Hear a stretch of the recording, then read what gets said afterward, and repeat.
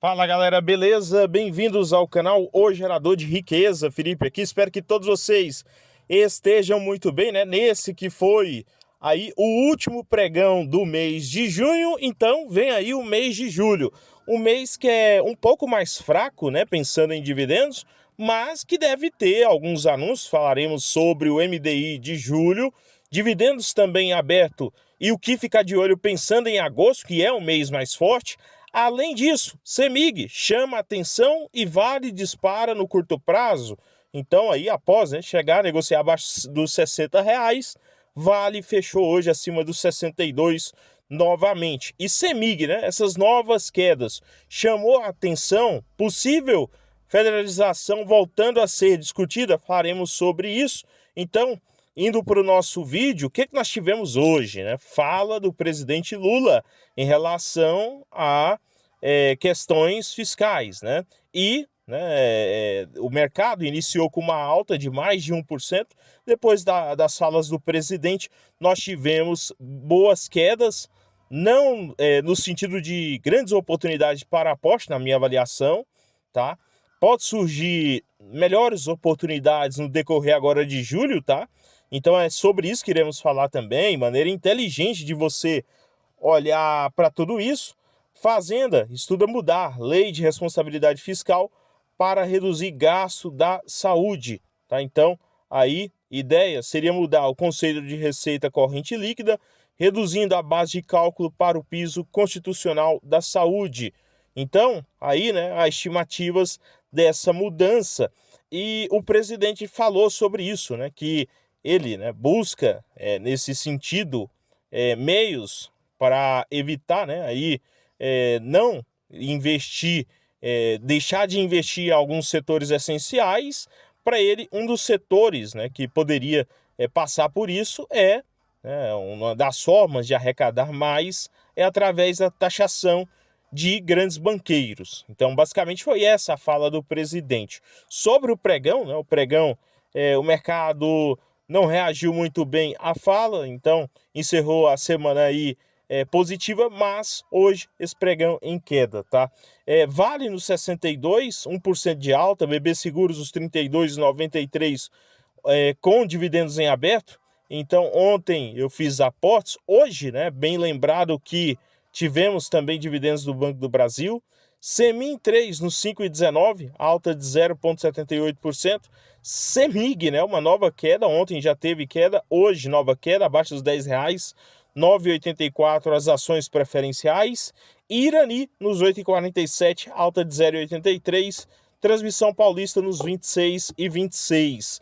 Antes, se você, né, quer ter aí um suporte bem preciso, pensando, né, aí no foco em aumentar a sua renda passiva, fazer projeções, quais seriam aí formas, né, de você aumentar o seu caixa no médio e longo prazo. Se você está no caminho certo, deixarei aqui, né, o QR Code para você entrar em contato e também o link na descrição desse vídeo. E pensando, né, sobre isso, o que eu trouxe aqui, abri o meu AGF em relação a números. Eu gostaria de compartilhar com vocês, investidores, um dado interessante. Só nesses 6 meses, tá? Só nesses 6 meses de 2024, eu recebi o equivalente, né, a 3 vezes o ano de 2022 de proventos. Eu recebi, né, equivalente a 100% do ano passado, ou seja, igualei o número do ano passado em 6 meses. Olha que vem aí o mês de agosto, tá? Pensando em proventos, tem Taesa também para fazer pagamento nos próximos meses. Própria Transição Paulista que deve ter novos anúncios e, tá? Sobre essa estratégia, tá? Que eu venho seguindo aqui, é muito sobre essa estratégia que eu falo sempre aqui, então é importante também mostrar os resultados. E em relação a isso, tá? Nós vamos chegando bem próximo a um salário de proventos, deve lá para o ano de 2025 deu um salário mínimo de proventos. E eu compartilharei aqui com vocês, claro, deve ter um mês que deve ser superior a isso, outro mês inferior, mas olhando a média, tá? Já vamos chegando a isso. Já batemos, por exemplo, valores que eu aportava lá em 2021 mensalmente e 2022 em proventos, em média de proventos, tá? Então, se você quer ter aí uma evolução como investidor, que se você quiser, né, também obter outras formas, através do aluguel de ações, aqui nem foi colocado o aluguel de ações, para poder, né, chegar à sua liberdade financeira, buscar entrar no caminho, entre em contato, estaremos atendendo você, investidor. Olhando para dividendos no curto prazo, o que nós temos? Aí a lista do MDI para julho é extenso, tá? Nós temos, por exemplo, Itaú. Para mim, Itaú, nesses preços, não seria tão factível, prefiro ainda Banco do Brasil. Claro, Itaú tem toda a questão da governança.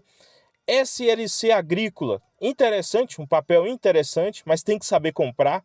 Tem bons preços, tá? É um ativo de muita qualidade e sofre muitas vezes com fatores cíclicos. Tem Santander, que para mim também é de qualidade, mas a questão que entra aqui é preço. Randon, que se você pegar a Fras-le, né, uma subsidiária da Rondon, uma small cap de qualidade aí também, com boa governança, mesmo sendo o setor industrial, ela tem atuações em segmento financeiro, consórcio, por exemplo, tem um banco, Randon também, então um ativo de muita qualidade. VEG, né, não precisa nem apresentar, porém, busca outro tipo de ativo, né, ativo que vai entregar mais dividendo, com maior recorrência, KLBN 11, KLBN 3, KLBN 4. A questão da Semin é que não deve ter esse anúncio agora em junho, tá? É importante salientar isso, eu vou mostrar isso para vocês, porque esse dividendo aqui da Semin, ele foi um efeito não recorrente, lá do ano de 2021. Então é importante falar sobre isso. Fleury, Qualicorp, Fleury também do segmento de saúde, não me interessa tanto, tá? Qualicorp perdeu toda a sua qualidade por enquanto em relação à previsibilidade de receita, lucratividade, governabilidade fraca, né? Governança corporativa fraca também nesse sentido de previsibilidade. E Porto Seguros, para mim, um ativo de qualidade, porém, é sempre a questão do preço, tá? É muito importante lembrar do preço.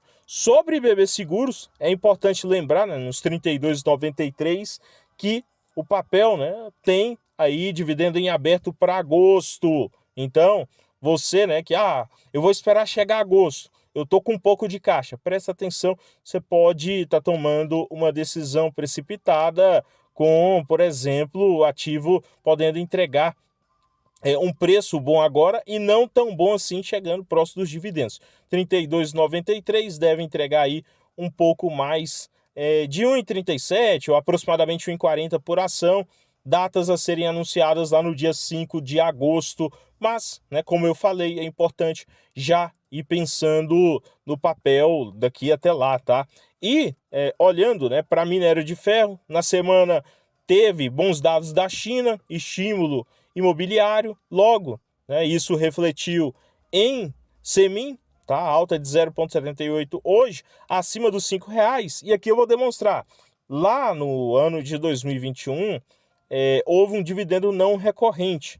Você vê aqui que o volume de 2021, no mês de julho, é superior aos outros anúncios, tá? E você vê que não se repete em 2022.